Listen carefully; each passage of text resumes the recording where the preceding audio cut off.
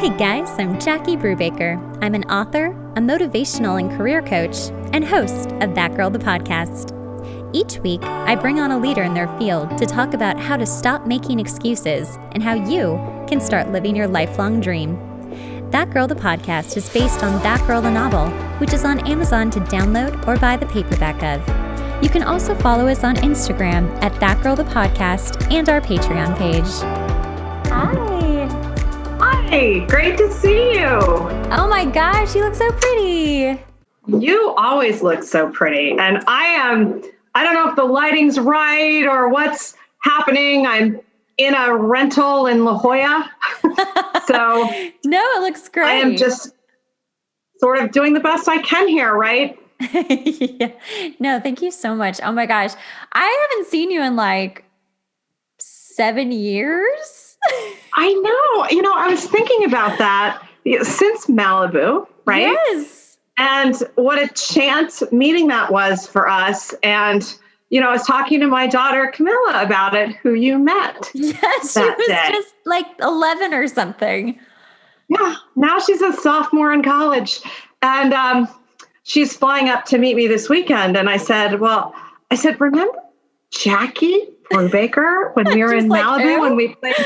No, I said, remember, it was John's friend and we were playing Happy Family all night. And she's like, oh my gosh, that's so cute, Mom. It was adorable. Oh, that's so cute. She says hello. She remembered the evening fondly. It was, okay, well, let me just start the podcast. Kelly Conlan, which has such a good ring to it, by the way. Kelly Conlan, which we'll all talk about later. Welcome to That Girl, the podcast. I don't even know where to begin with this woman. She's kind of a superhero. She's sort of incredible. She's also so smart and has done so many incredible things. I was looking at your resume and I was like, I don't even know what to call you. I don't even know where to start. So welcome. Let's talk about the day that we did meet, because it was kind of a magical day. Like, it really was kind of one of those perfectly kismet meetings in Malibu. It sounds very she because we are. And it was just like, I remember meeting you and thinking like, she's just so cool. You're such a cool lady.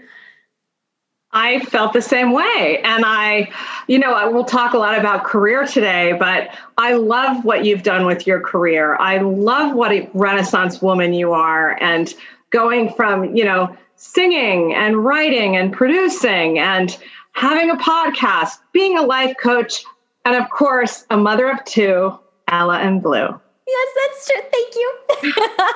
They are the loves of my life. They'll probably pop in here just to say hi because they're a little codependent now. So that we've been in quarantine. We're just super codependent. Like, oh, you're not in the same room as me. Like, something's wrong. Well, I hope they do, because as you know, I am their biggest fan. I know. You're so cute. So also, just because I'm a fangirl, I just want to get this out of the way. Really, like, I fangirl over your life sometimes where I'm like, she's living my future goals. Like, I want to grow up and like have those experiences. So let's start with how incredible you are. I like people to actually tell their story and who they are and what they do first, because I feel like you can always do a better job than I can. So please tell our lovely audience who you are and your story, what you do. Okay. Well, depending on how deep you want to get into it, I am Kelly Conlan, and I'm a managing director for a large consulting firm. And, we're global, and, I work all over the world. I work with global companies that have a mass tort problem. So what is a mass tort problem? Yes, thank you. Yeah, that's a fancy way of saying something happened that was bad. Oh, okay. And it might not necessarily be their fault, but, there might have been an environmental problem, or, they could have had asbestos in their materials, and that might have been okay 70 years ago, but then they found out it caused cancer. It could be asbestos, it could be opioids or herbicides or pesticides or an oil spill, or, I represented the Boy Scouts of America. And, there are companies that generally work well, but they have a problem. And what I do is I figure out how to contain that problem and how to move on and have the company remain profitable. So we're taking care of the victims and, taking care of the company. And it's a very exciting job, and it's been a very circuitous route to get here. And I love it. So, I mean, I love that you're a fixer. You basically go fix very big problems. No stress there. No stress whatsoever. So you started as a lawyer, and if I read that right, you had a private practice for a little while? I did.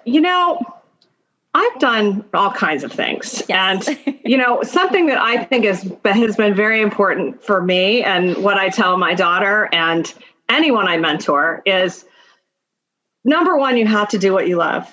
Mm-hmm. And you'll always be good at it. Always. You'll always excel if you do what you love. So start there. And then what you love might change, Jackie. Mm-hmm. And it often does. So the path to success is not linear, at least not for most. Certainly not for me. So, when I was 8, I somehow, 1976, read about the United Nations and decided I was going to work for the United Nations, period. I said to my mother, I need to start taking French. I was taking Spanish. And I said, I need to, because at the United Nations, they speak French and English. So I'm taking French. And my mother said, Spanish is easier, which that's another road for a therapist. But yes, right. No, I got you. I started right then. And I started taking French, and I lived in France when I was in college. I loved to travel, but my whole goal was to get to the United Nations. And, I was, come hell or high water, I was getting there. And I was an English world literature major, so I had to take half my classes in a foreign language because it was very important to me to be fluent in French. Mm-hmm. And then I went to law school at Georgetown because they had this great international law program. I studied in Italy because I can always manage to parlay any kind of education into a global education. Yes. And then I got to the United Nations, and I wrote a book for them on international franchising. And it's probably still sitting in the library at the UN, if they even have a library anymore. And nobody read it. And, oh, by the way, nobody spoke French. Oh my God. Not one person. You were prepared. I did. Oh my God. I speak more French ordering dinner. But, I just got there, and I realized in a very depressing way that there was no enforcement mechanism in international law, and it really didn't have any teeth. And I was going to be beating my head against the wall. And I thought, well, what else do I like about the law? Because I'm going to do something else. Like, this is not going to be, it's not going to be fruitful for me. And I'm not going to feel like I've helped anyone. I wanted to go to the UN and, save the little guy and help the developing country, my book was to help the guy who wants to go into business with the Holiday Inn, but he's the local guy in India, not the World Bank, not the IMF. It was supposed to be, where the UN was born. And it didn't really play out like that. And so I said, okay, what else do I love? I love going to court.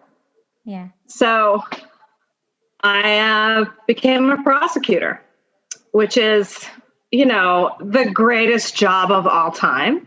And it's something where you're on the side of justice all the time. And you're always advocating for the victim every day. And it was I always tell my husband, it's the only job I was ever good at. And he doesn't agree, but I don't agree. I loved it.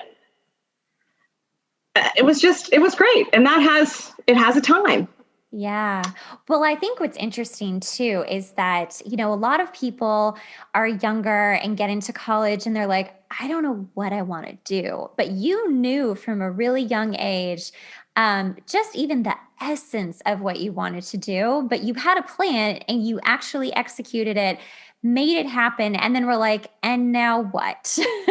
Which is sort of, I think, the big dream that everybody has, like, oh, if I can just do it the perfect way and like do all the right steps, like it will work out for me. And that's not always necessarily true.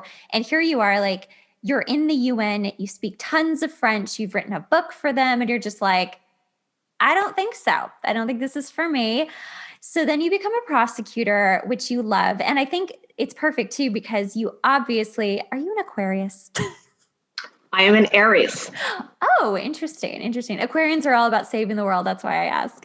Maybe you have Aquarian in you. But just tell you, because I think it's such a pointed and perfect question. And in my class in the prosecutor's office, literally 90% of the people in my class were either Aries or Leos. Oh. And courtroom drama and being a trial lawyer is all about the action, the acting, reading the room, and the big personalities. Mm-hmm. So it was a joke. We'd have sort of a cake on someone's birthday when you came out of court. And as soon as you hit the end of March, it was like every day you came back, I'm like, I can't eat this anymore. Just enough with the birthday cakes. Right. Like, we're done. I just want to stop you there too, because Ella is here and she came to say hi. Hold on. Let's see her. Hello, Ella. She's with her little blanket. Hold on.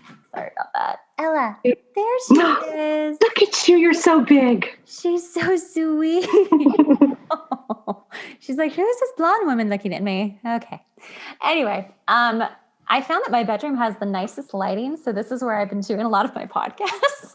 It does. It's the wall. It looks like it's kind of a peachy, which it is. Works. It's just a very, kind of escape sort of vacation-y look in here, which I prefer. Okay, so no more birthday cake, clearly.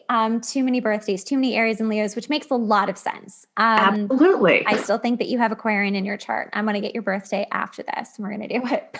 Anyway. I might have an Aquarius moon. I'm just saying. I have an Aquarius moon, actually. Anyway, all my friends are Aquarians. That's why I ask. Okay, so get into prosecuting. You love fighting for the little guy. You want to help the little guy make it big. Go more into what was one of your favorite cases that you won? The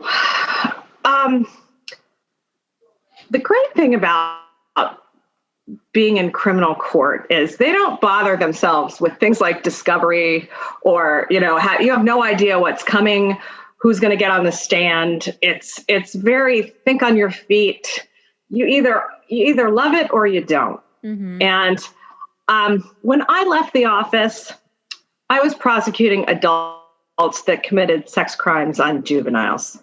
Ooh. So very rewarding, but very rough and it was something you couldn't leave at the office. Mm-hmm. So, it was really rewarding. And the people that I worked with, the victim witness coordinators who worked with the children, and I mean, they're incredible. And I give them so much credit and respect for what they do. And, I just got to a point where I could not do that anymore. Right. And also I wanted to be a mom. And, that just, again, with your priorities changing, one of the things I really believe in is that you need to own your priorities.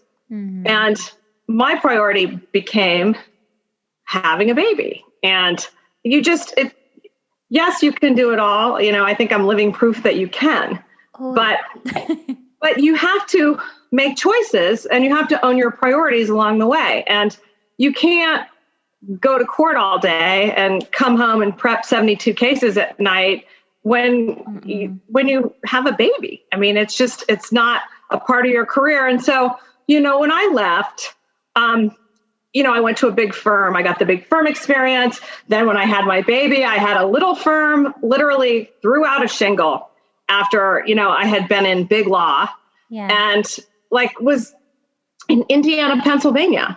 Yeah. I grew up in LA and I was suddenly living an hour and 15 minutes from a Target. Oh my God. Not really And with weather too, like real weather. cold. It started snowing in October. I'm like, I don't even understand this. But it was just this perfect time in my life to do that. And I, I wouldn't trade it. But, a couple years later, my daughter was 3, and I got a phone call from one of our senators. And I had worked for one when I was at Georgetown. And then I worked a lot sort of post the prosecutor's office with Rick Santorum. And he called me and said, "Hey, Kelly, would you like to be the United States trustee?" And I said, "Well, Senator, I don't know what that is." Same. What is that? I said, "Thank you so much for thinking of me. Let me Google it and I will get back to you." Literally like that. And he said, "Kelly," he said, "I don't really know what it is either. I know it has something to do with being a prosecutor, but in bankruptcy court." And he said, "Yeah, I just thought, that sounds like Kelly." And I said, "Well, thank you so much. Let me look into it." And, I called some of my former partners and I said, "Yeah, it's really basically you're the U.S. attorney of bankruptcy court. So it's your job to kind of root out fraud and abuse." And I said, "Yeah, this is a perfect job for me." And so we packed up and we moved back to Philadelphia. And, I ran this division of the Justice Department, which was Pennsylvania, New Jersey, and Delaware. And in Delaware, this is the corporation state, like the mega Chapter 11 corporations file there. And, again, it was just an opportunity. People talk about luck. And, was I lucky that I was born with a brain? Absolutely. And I'm so grateful. But I think about success in career more opportunity spotting and executing on those opportunities. Absolutely. I completely agree with that. So, my career has been so rewarding. I always say that it feeds my ADHD because I've moved all over. And after, being a regulator, I spent so much time working with these huge companies that it just seemed natural to go to the business side. And, I started working on the business side and I built a couple, multi-million-dollar practices in business. And, it continued to just be exciting and continues to be exciting and worthwhile for me.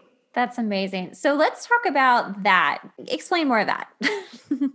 You and I talked a little bit about, challenges. And I think when you're sort of spotting your opportunities, you're forging your own path, however you want to craft it. You also, again, we talked about this, you need to own your priorities. Mm-hmm. And when I was in the trustee's office, my daughter was in kindergarten and she made me this book for Christmas. And, they would write, "My mother, is great. She does X, and then they'd color a picture. And it was, "My mother's a great cook. She makes great." And my daughter wrote, "Ice cream." And she's, I have never made ice cream in my life. So I thought, And as I flipped to the end, I said, "What's this about the ice cream?" And she said, "Well, you never cook." Not true. But I got to the end and she said, "My mother loves me so much. She wrote, gets me the best nannies."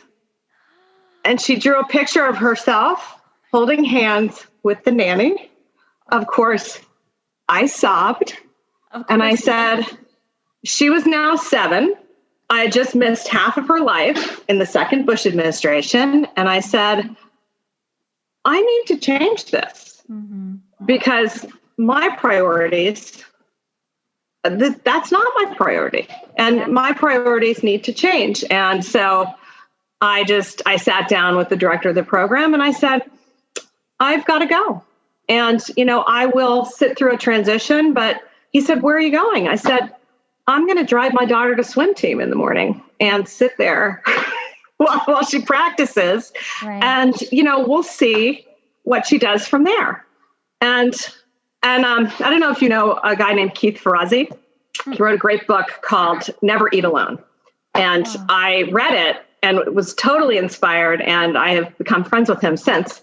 But basically, the book was about like figuring out what you really want, and then laying out just who you know across the board. And what you want, you may not, maybe you're good at it, maybe you're not. But what is it that you really want, and how are you going to get there? And, I tell all the women that I mentor, and men, really make your own business plan, make your own life plan, and put your real priority at the top. Like, I don't want to hear that you want to be a managing director at the firm if, really you just want to work from home. Yeah. And for me, I wanted to work from home. I said, okay, this is what I want to do. I want to work from home. I want to be with my daughter. I want to pick her up from school because for some reason that's really important to her. And I've obviously never been able to do that. I was, in 3 states and right. DC. And so I said, I need to make a certain amount of money. I like to go to New York. It's really the center of restructuring. So these are the things that I need to do. And so I made it happen. And my suggestion to everyone is you can do that too. You don't need to be on the partnership track. You need to figure out and be honest with yourself about what you really want to do. And then you chart out how you're going to do it. And I'll tell you that the next year at the Mother's Day Chapel, I went in and I sat down in the little school from pre-K through 5. And the headmistress came in and she said, oh, I know what Lily's going to say today. Hope you brought Kleenex. And then her teacher sort of came by and said, oh, I know what Lily's going to say today. I hope you brought Kleenex. And, the kids all sort of came out on stage and they said, I love my mom because, she makes great pancakes. And, I love my mom because we're getting a pool. And my daughter stood up with her little, paper mache flower and she said, my mother is special because she's quitting her job to spend more time with me. Oh my God. And then all the moms. Right. Everybody lost it. Oh my God. Did you just lose it? Yeah, absolutely. Yeah, I'm losing it now. So my point is own your priorities, be honest about it. And then, and then chart your path from there. And you know what, if you can be on the partnership track and you can take yourself off. My advice to everyone is to just continue to be true to yourself and what's really important to you. And you will succeed. I mean, it just comes to you. And, I started this practice. I did it for 10 years. And then I really started getting onto the company side and, dealing with these bigger problems. And that's exciting to me. Fixing problems is exciting to me. And you know what? My daughter's in college now. She doesn't even miss me. And, I was able to sort of transition back to what I needed to do. She said at home, Mom, you work more now that you're at home than when you worked. But, so then that's what they see. They see hard work. They see dedication and priorities and how you, like a modern woman, balances a modern life, right? Absolutely. Oh my gosh. You've just said so many nuggets of wisdom for everyone listening. I don't have kids, but I'd really like to. And it's funny because I'm not married. I'm not in a relationship right now, but I've actually very much considered having a baby on my own in the next couple of years. And it's a very interesting thought because A, you're doing it by yourself. But B, it's just, there's so many for me, I just immediately think, oh, my career, I'm so career centered, and how will I balance this? How will I do this? But I love that you were like in the thick of your career and we're just like, I need a child. I want this child more than this, just more than it. And it is true. Your heart wants what your heart wants. And I love that you were brave enough and true to yourself enough to just say, this is happening. I'm restructuring. I think too, like we're all kind of like rewriting the script as women now in leadership positions. And, you know, it is hard to have it all. Like you can have it all, but it doesn't look perfect and it isn't pretty and it's hard, it's really hard to juggle all of that. And I love that you listen to your heart. And I think it's important to know that you don't have to, like you said, like stay on that one path that, maybe you've always wanted. And then maybe your priorities shift and like the priority shifts into something that you've never done before, which is developed more of that personal life too. Is that correct? Absolutely. And I mean, in all of this, I also got divorced. Oh, I was fun. raising my daughter by myself. And then I got remarried to the love of my life. And actually on my 50th birthday in Paris. So, and here we are. We had known each other for years through the industry. And, we ended up, we share so many of the same work situations. And so, we really understand each other and speak this language where, I've never had that experience. So it's your best friend, it's your partner, literally. And, it's been amazing. I love watching you two. He's so sweet. James Conlan. And when you two started, I guess, dating, I mean, I think I was just watching it on Instagram or Facebook or something. But let me just tell you, your wedding was super amazing because, I think this is the wedding or the picture. You wore like a green dress, right? Like a vintage dress. Is that the picture I'm thinking of? Yes. Okay. I remember this because I was like, that's what I want to do. She wore this amazing vintage green dress. I will save the dress for you. Thank you. And I think you wore a tiara. And I was like, this woman is just killing her wedding day.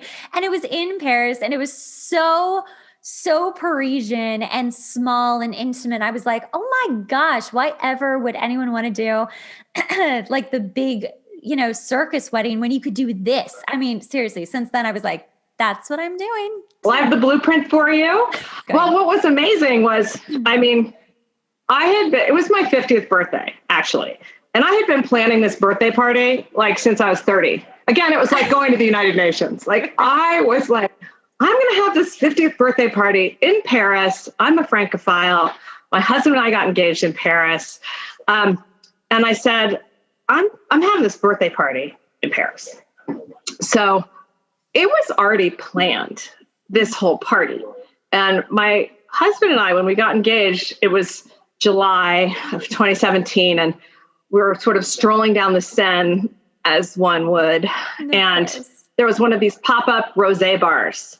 And literally people are sitting on oh my God. Pop-up rosé bars now. I love it. France is getting with the times. They're very and so they have these kind of pallets, those, pallets that you ship things in, the wooden pallets, and they had kind of cushions on them. And there was this amazing bossa nova guy, just from Portugal, playing his guitar, singing. I'm like, I'm getting his number. He's playing at my birthday party. And so I email him and I said, hey, would you happen to be in Paris on March 23rd? Because I want you to play at my birthday. I've like chartered this yacht. It's going to be perfect. He's like, well, I'm in Portugal, but sure, I'll come to Paris. And again, I mean, he was just, it was so perfect. And then as things got closer, you know, people were coming from all over the world, and we thought, you know, we're getting married, and wouldn't it be fun if we just surprised everyone? Nobody would worry about who's their date or what they're wearing or giving us a present. Like, we don't want any of that. And we just wanted our loved ones to be there. Right. And so 3 days before my birthday party, I email my bossa nova singer and I said, by the way, could you learn this song? Because I think we're going to get married and that's going to be our wedding song. He said, all right. And then I emailed the florist. I said, could you just make just a very low key white bouquet and just keep it in a bag in the coat closet? Because we might get married. And the caterer is saying, when exactly are you planning on doing this? And I said, well, you know, after cocktails, before dinner, we'll just kind of squeeze it in. Right. After cocktails, before dinner. That's amazing. That should be on an invitation right there. We didn't tell anyone. And we didn't tell, and my uncle, who was a justice in the Supreme Court in Pennsylvania, and my aunt were obviously coming to the wedding. So we rang their doorbell and they thought it was the driver. And we went in and we said, could you just marry us?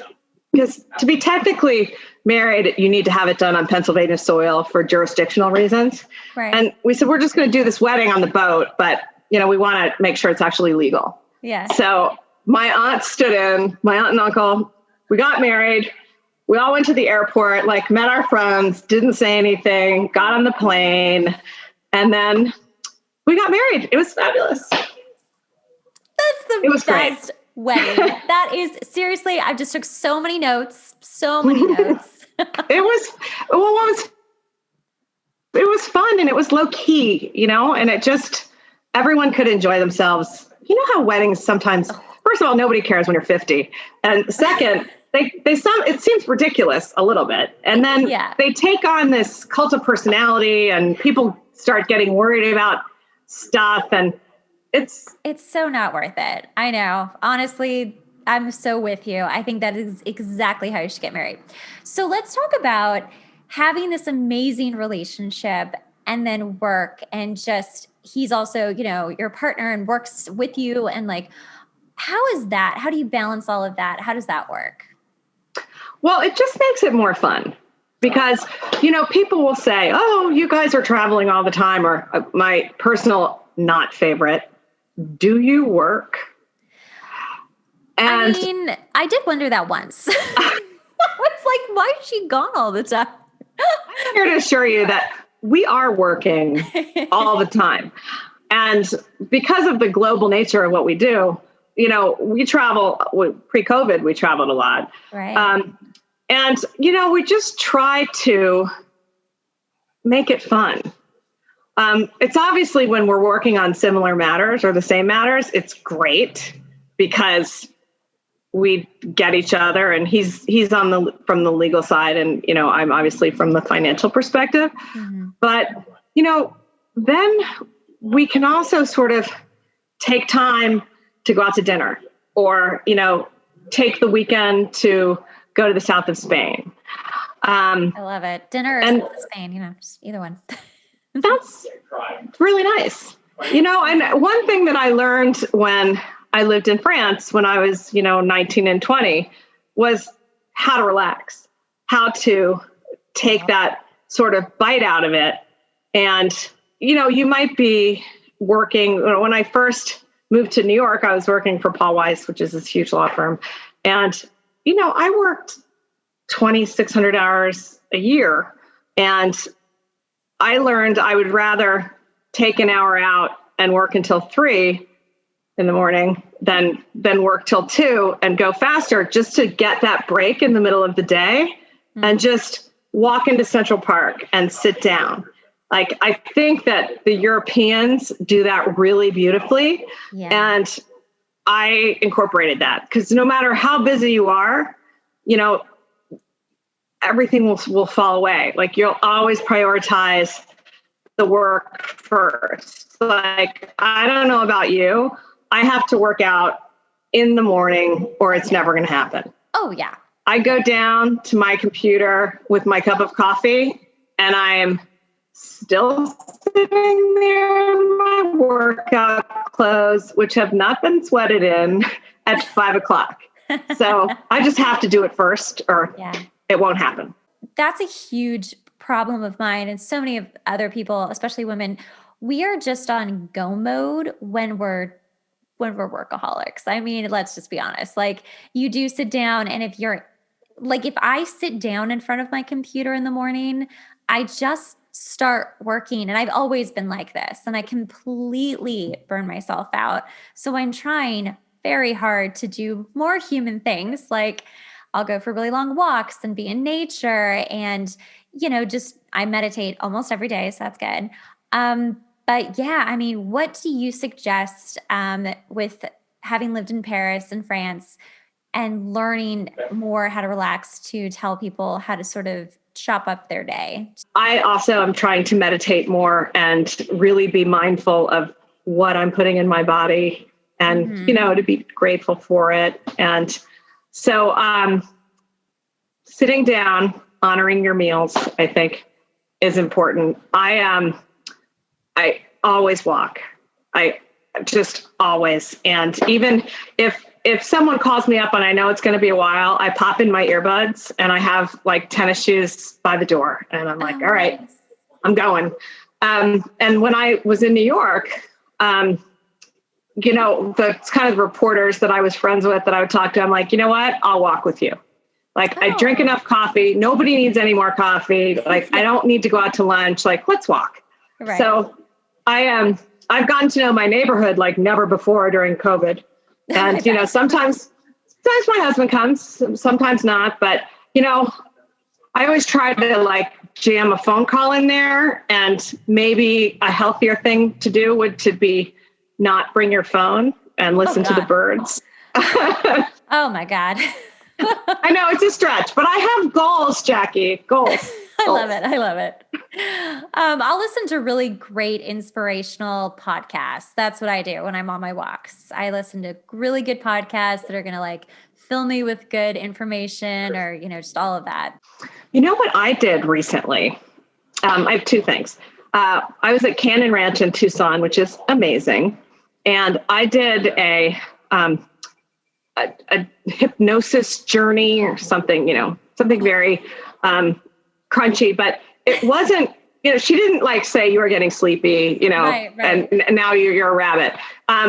It was more this, like you're in the most comfortable chair I've ever sat in my entire life. Like, please send me the brand so I can buy this at home. Yeah. And the woman, I guess she's like a sociologist she had this beautiful melodic voice and it was more like a guided meditation where you're kind of focusing on you. Yeah. It was, it was amazing. And she gave me all kinds of like meditation type background things to play in the background. Really good. That was very relaxing. I like to do a little acupuncture too. Ooh. Like as long as you don't open your eyes, like that's the deal. Like I can't, like, I know the needles are going in, just don't open your eyes. I think that's been really relaxing. And I sit on the board of the Forum of Executive Women, which is, I chair their engagement committee. And, one of the things I do is really look at our content and, the content that we're providing has been really important during COVID. And I was doing everything, sort of to get a handle on what our membership was looking for and what they weren't getting, what they are getting. And I started taking this class called Mindfully Led from Within.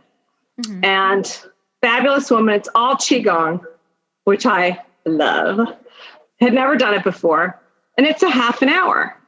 And the thing about this woman, Erin Jewell, she is used to working with high-level executives. So when she says a half an hour, she means it. Oh, that's It's nice. a half an hour, and it's in the middle of the day. It's from, 12 to 12:30. And, there may be a meditation for the beginning of the week that you can listen to. You may have a mantra, but it's a half an hour. And she understands what you're looking for. Mm-hmm. And, I just closed the door to my office, and I do it in my office. And, you sort of say to yourself, if I cannot block out 1/2 hour a week, there is a problem. Yeah.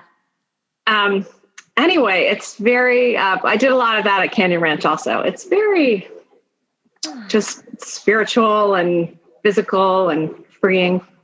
I love it. So if you could say one really big piece of advice for female entrepreneurs, female business owners, women in leadership, what would be your most important piece of advice for them?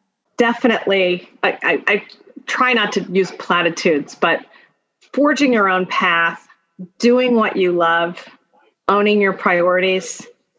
It's following your heart, I guess, encapsulated, but it will never steer you wrong. It won't. And, you'll have the memories to look back on, and, you'll have your work that will speak for itself. Mm-hmm. But I also think that, the priorities, as we've discussed, are changing, and they may change back. So you're not walking away from your career because you want to have a baby. Mm-hmm. And you're just enhancing your life. Right. And then you can go back to it. And you know what? You may find something that you love more, and you may find something different. So I think it's normal to be afraid of change. Mm-hmm.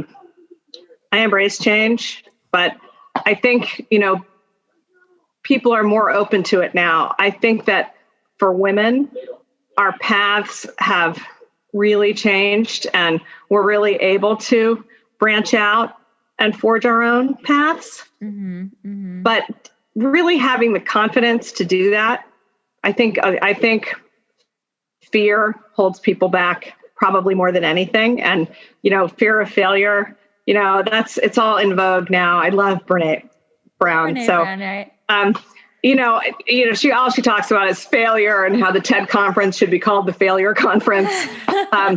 Because, everybody wants to talk about how they failed and what they learned from it. But it is true. I mean, right. You don't have to fail all the time, but, you just be open, keep your eyes open to, what the signs are telling you, because it's really about which opportunity you jump on.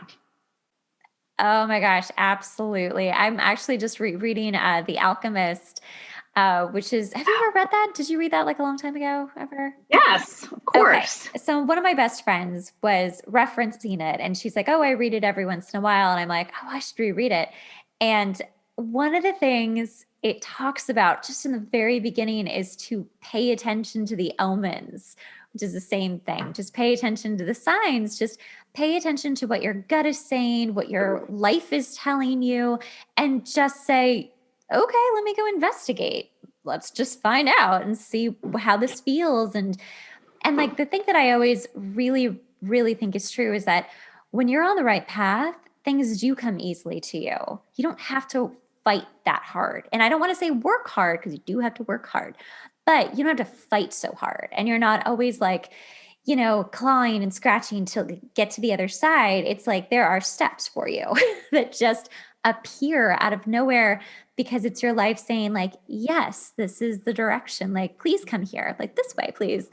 And I think right now, so many people are in this beautiful position with all these amazing opportunities, like you said, to really just take those steps and take a risk, or a calculated risk, to go in the direction that they've always wanted to go into, and to listen to their heart, like you're saying.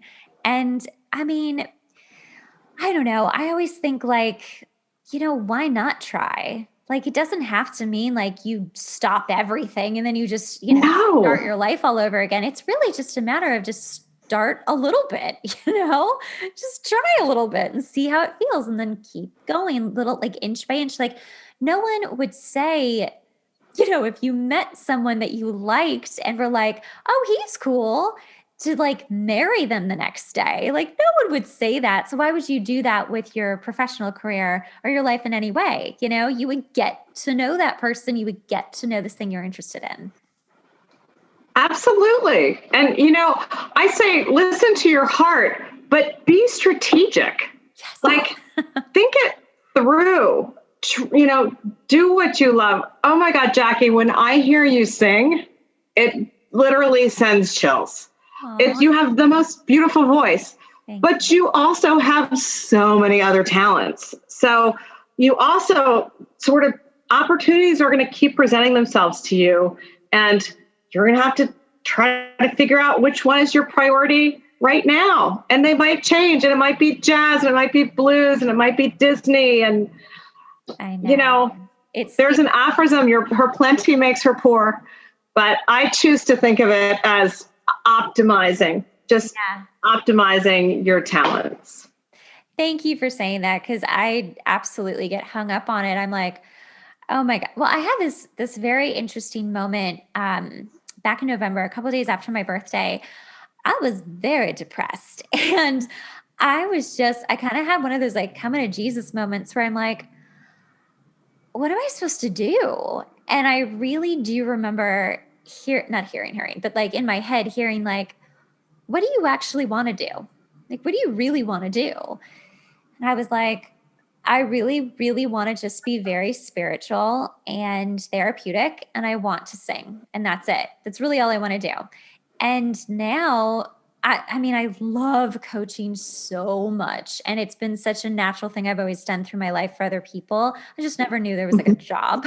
So like, that's been a really wonderful kind of like, ooh, but with singing, it's like, that's been a little on the back burner recently. And I've been thinking about it more. I'm like, oh, I haven't recorded a song recently. And even though it's just for fun right now, like it's just, yeah, what you said is very true for me. It's like, you never know what's going to kind of come around the bend, which for someone who actually loves stability is really hard for me, but I don't deny it when it comes. I'm not like, no, that's scary. Like I'll just be like, okay, this is scary. Let's do it anyway. Let's take the risk, or like have the courage to just try it.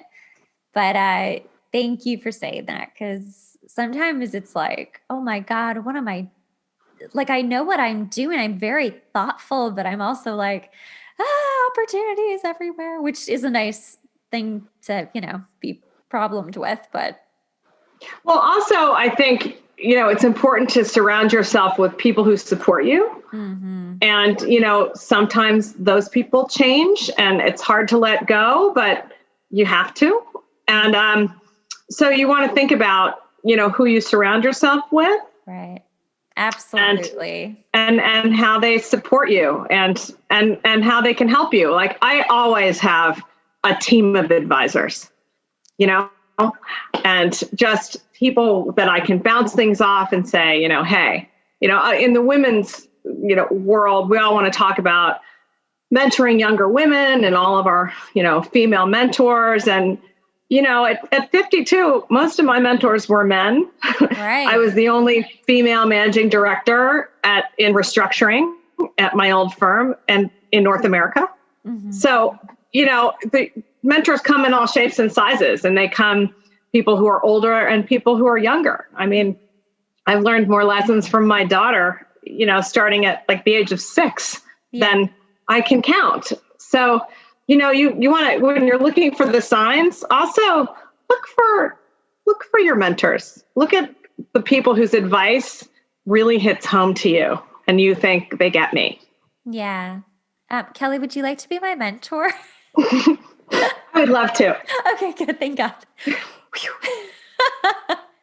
Hopefully I already am. You really are. Like, you've been my mentor quietly for years.